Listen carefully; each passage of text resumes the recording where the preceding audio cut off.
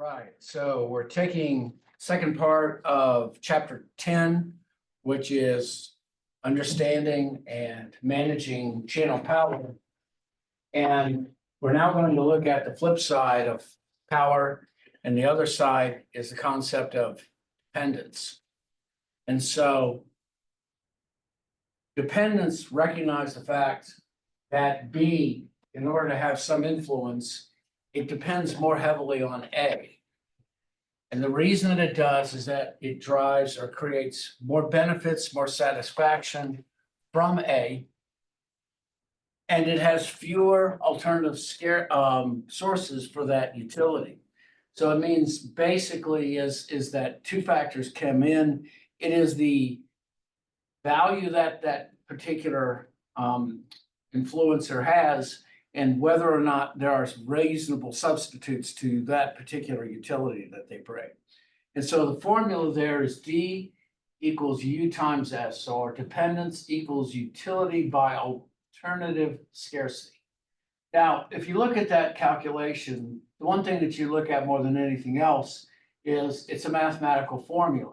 And quite simply, if it's a mathematical formula and the utility is zero, or the scarcity is zero, and in other words, that there are infinite sources, then basically there is no dependence whatsoever. You have to think of, the other actor's dependence as being useful because it focuses on also scarcity as well. And so you look at both of those things. What is the value it brings, and how easily is A replaceable? So, how do you assess the focal actor? The thing that you need to do is tally up all of the benefits that that particular firm offers. Do they offer outstanding service, infinite part replacement? What do they do that brings some advantage to you?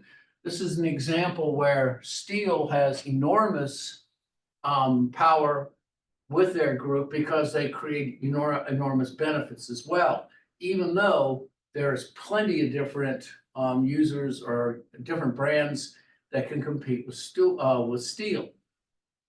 The other is, who are the potential competitors who can readily or easily replace that particular device? And then it's easy to determine whether or not you can switch from your organization to a depender. This is also one of the reasons why you have long-term contracts for cell phones. For the total honesty is the fact that cell phones work in a universal sort of manner, and other than minor permutations in each one of the given phones that are out there, they're not hard to replace. So once you understand what are the benefits that you receive, once you understand how easy it is to replace them or not at all, then you have an understanding of the dependence that you have on one particular source.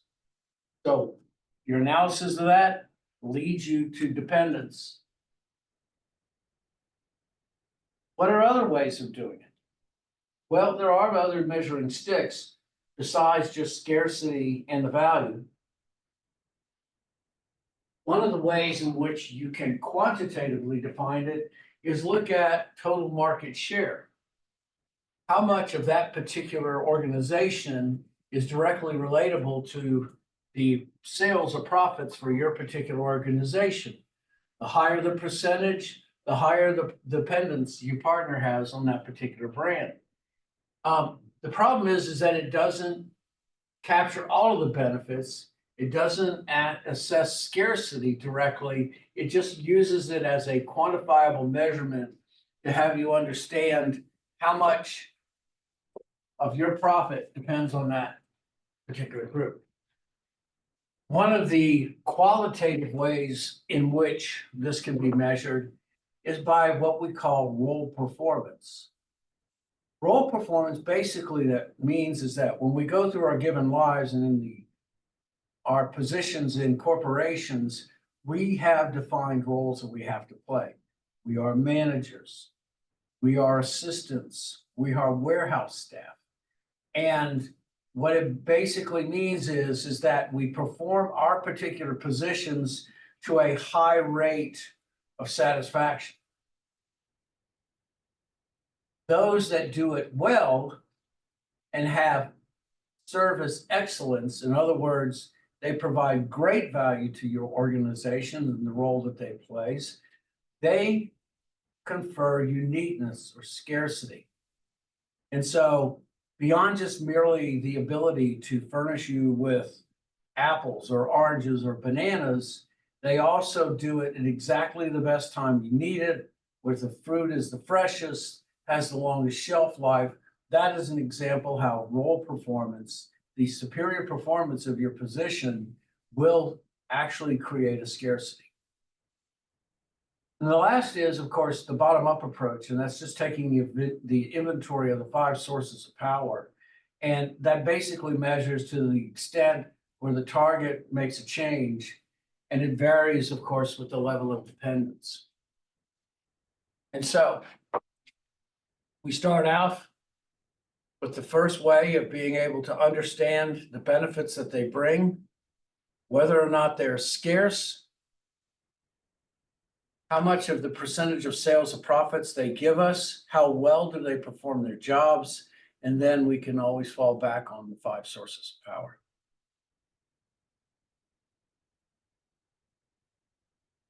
Remember that power is a property not of an organization, but of a relationship. And that power only represents power if it is in relationship to X. And so what it means basically is that dependence is only conferred to the relationship itself and not the property of the organization. What you hope for, however, is not just dependence, but a two-way high mutual dependence. And this is where we talk about interdependence. Interdependence is synonymous with a high mutual power, where both sides need each other in order to survive.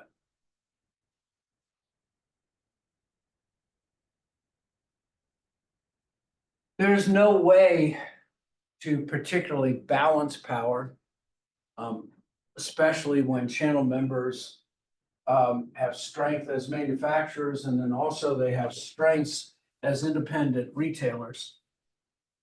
Just remember that the balance of power favors always the more dependent member, the less dependent member, and the more dependent member is always left to the mercy or the kindness of the organizations that are less dependent. They might suffer simply because the stronger member can survive things that the weaker member cannot. There has to be some way of balancing power, because asymmetric relationships, even the best ones, tend to be conflict laden.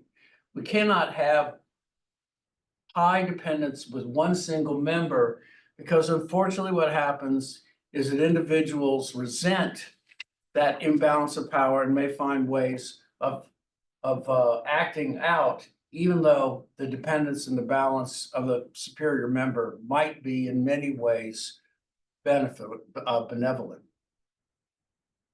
So how do you balance dependence?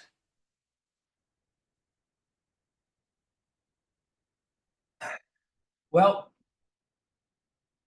if that dependence becomes conflict ridden, there's a couple of ways that you can do it. The first is that B will develop alternatives for A, and this is the most common way to do it. This means that you might add a supplier of the same goods. And what you will also find is that depending on what organizations, many suppliers or many retailers will have multiple locations so that they are not contracted completely to one organization. This is also the danger that organizations had when Walmart was buying 100% of the supplies of a given vendor. They tied their hands to Walmart, and it makes it very difficult for them to move on to others. And the even worse part of that also is Walmart has a tendency to over-govern products. And so I had a friend of mine that was making trolling motors in Arkansas. They demanded a 15% reduction in the cost of the goods, and it forced them to move from metal propellers to plastic ones, with the resulting loss of value. And so first you develop alternatives. The next is, depending on where the imbalance is, you will organize a coalition to attack A. And so this actually happened 70 years ago.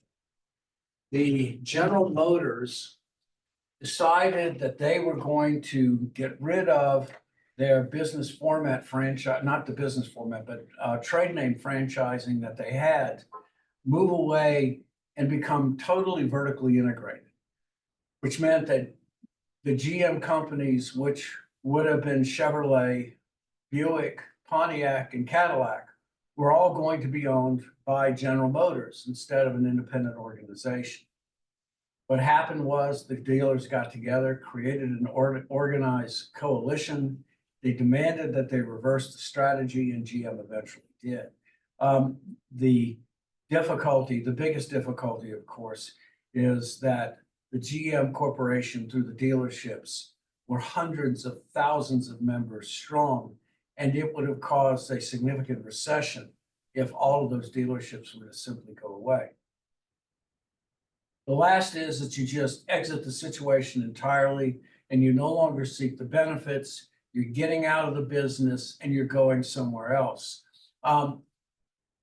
This is the situation that eventually my friend in Arkansas did, where Walmart was using its power to demand reduced prices. He quite simply went back to the old way he was doing things. He wasn't selling as many, but the products were good and the margins were significantly better, so he lost nothing on being willing to go somewhere else besides Walmart. But rule of thumb is, the truth is that balancing dependence ultimately comes down to you just take it. You know, you accept it because it is the way of life, and there are better ways to deal with things just depending on the market and the way that things work. After all, even if it is not a perfectly balanced, let's say you're doing reasonable in your sales, well, that's no reason to quite simply walk away with a relationship as long as you're able to get some form of demand. I mean, some form of payment. So if I have a predictable demand and it's in a predictable market, then I'm going to go ahead and keep going because I can find ways of always consistently making a profit, and then perhaps a little more if I can find ways of squeezing some of the costs that are associated with displaying and selling those goods. In an uncertain market, you want to have a high mutual dependence. You want to assure that both sides are motivated to find solutions together, because in an uncertain market, just in time is more important than ever. Where markets fail to be able to compete, you want to be able to maintain some kind of successful staff group during those worst times. And so those are the thoughts and strategies of dependence. How do we actually use them, or what are the ways in which we can use strategies? How do we speak power when we're trying to influence a dependent partner? Well, that is ultimately the role of communication. In order to demand real changes of another's behavior, we have to basically tell them what changes we wish. But how we go about telling those things all comes down to grouping into what are called influence strategies. Now, influence strategies are very interesting. There was a gentleman by the name of Robert Cialdini who talked about influence, and that there are many strategies to use influence, and some of them are very simple and above board and can be practiced by anyone. And so these are the channel communications, are basically the ways in which we express our our ability, our attempts to influence. If you'll notice that many of these are also clearly seen as one of the 5 uses of power, and then others tend to be influencing, but not necessarily directly connected to the 5 uses.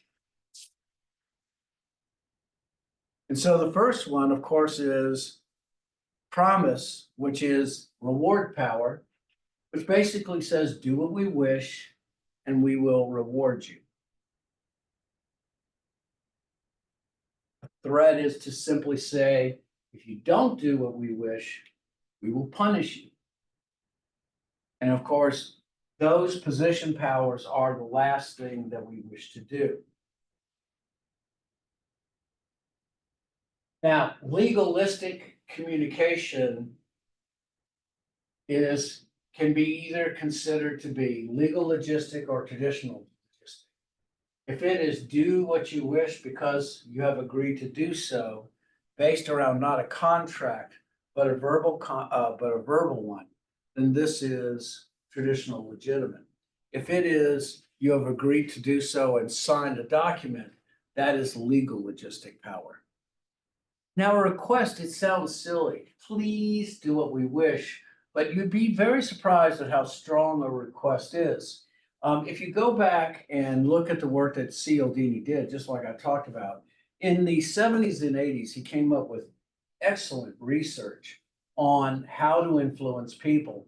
One of the things that he did was did an experiment where an individual was going into a copy room, and when someone else would be in line, they would ask, may I please go ahead of you and make copies?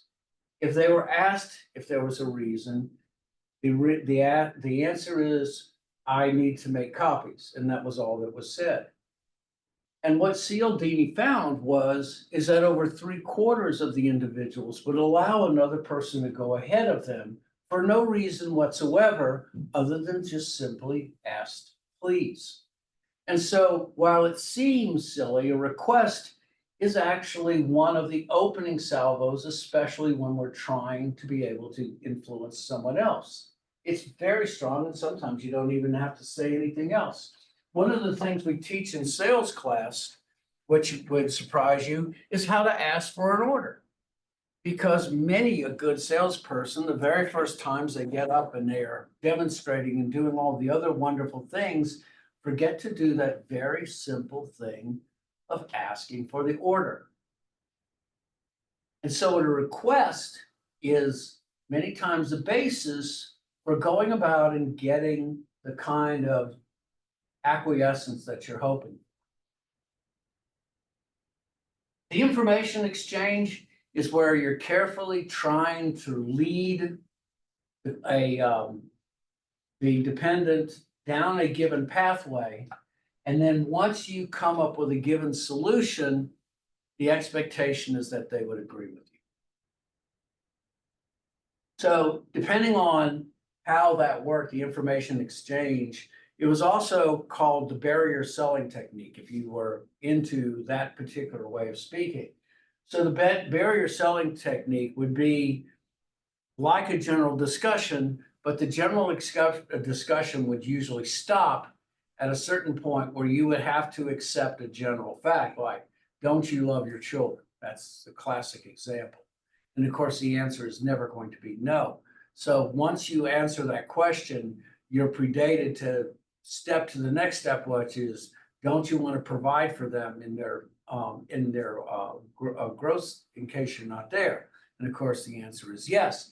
Once you answer yes to each one, you create a barrier, which makes it impossible to go back.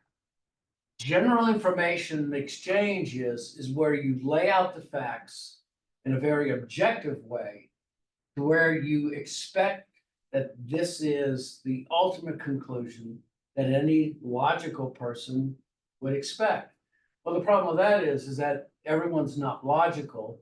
Some of us would take those same facts and make different opinions of them. And so information exchange is useful, but it is not the closing technique. And then the last is recommendation. which you would take the information exchange and said, based upon this information, you should do this. The difficulty with a recommendation is that a recommendation sometimes sounds like coercion to an entrepreneur or someone who's basically stood on their own. And there can be general resistance to that. And you will actually open yourself to arguing with the individual instead of just merely overcoming suggestions. And so this is the way that we communicate. Is there a best strategy? The answer is no, because each one of them have value depending where you are on the particular argument. Very rarely can you just say, do what we wish and we'll reward you, and that's all the conversation you had. During the conversation, all of these are going to flow together, ultimately, hopefully, achieving some sort of exertion of power. So, how effective are they? The promise and the threat and the legalistic can provoke a backlash, especially when B does not accept the legal or the traditional values that those are based on. And while the request, information exchange, and recommendations are more subtle and nuanced, yet generally it takes a combination of all three. Now, let's also say this is the way we in the States go about making our particular arguments. It has to be understood that this is the way that we would approach it. And we do those in particular ways because our society, especially in business situations, desires smoothing, desires a liquid transition without any sharp elbows. Not necessarily, depending on what the situation is. In other European countries, Americans might consider them to be abrupt and even rude. And it is just their nature, the way that they talk and explain. And so many times business persons or individuals who go to those areas can be, those particular answers can be misconstrued of being something more than they are. Just remember that coercive power in one culture may be legitimate power in another. And so you might find someone from Western Europe using what they would consider to be legitimate power, where in the United States we would listen and we would.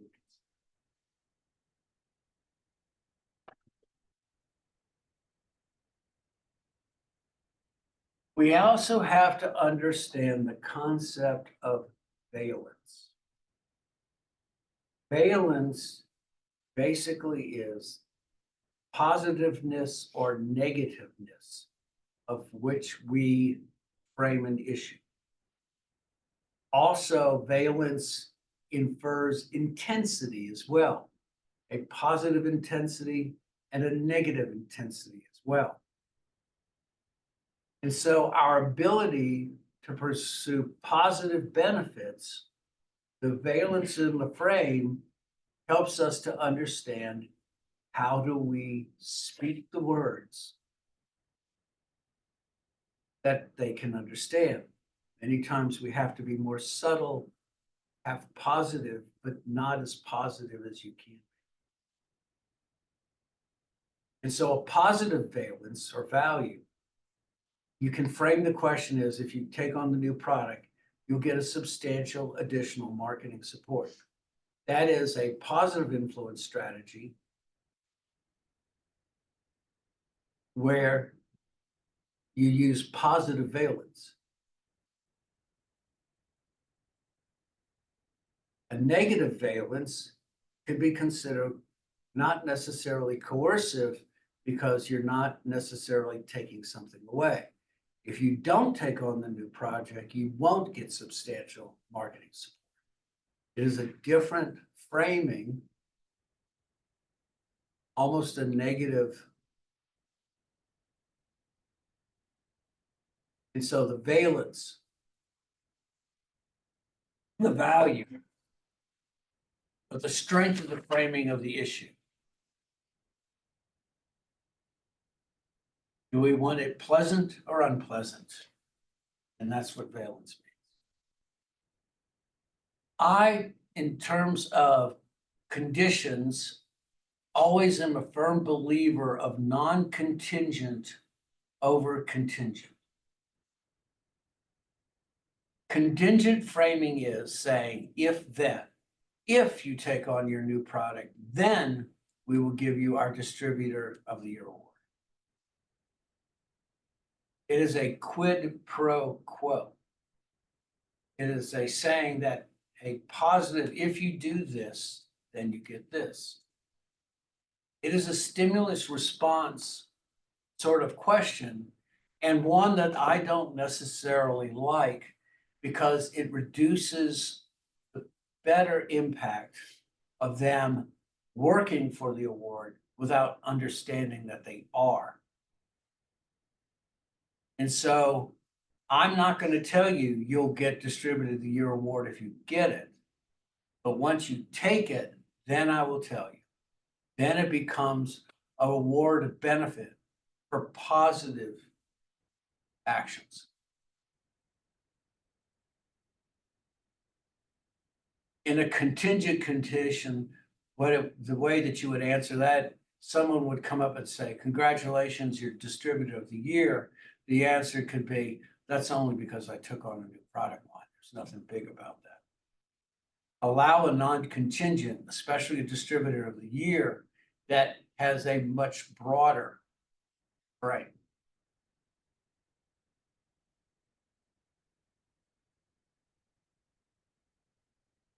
And so we end by discussing channel power. Channel power is the ability to get another person's behavior to change, even though it can be very difficult to understand whether they have changed because of your power or not. It demands communication. You must be able to express yourself in a way and fashion in which you can use power.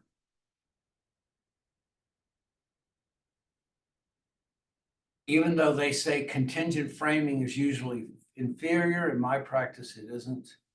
If you are talking about stimulus and response, then the answer is